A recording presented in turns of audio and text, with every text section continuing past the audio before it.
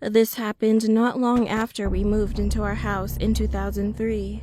It was a nice and big house, which was made in the 1950s. One day I was in my backyard watering the grass, and then out of the corner of my eye, I saw something that made me pause.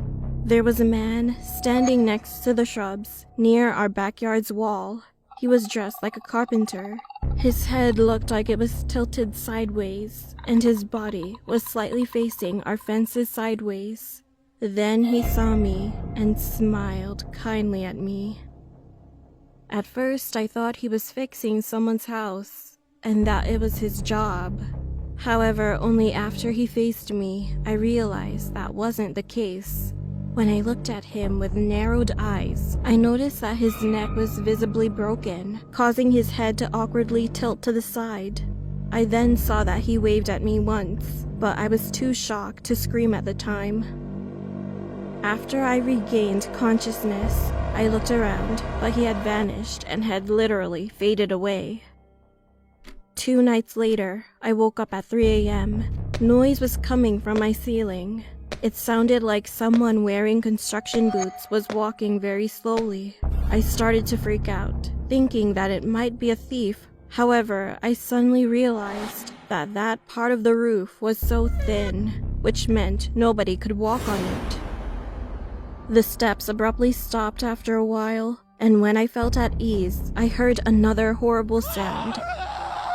I heard a sharp scream that sounded like a man, then a loud thud, as if someone had dropped on my ceiling, followed after. I covered my head with a blanket. My hands and whole body shivered, and after 10 minutes of nothing, I peeked outside. It was completely quiet.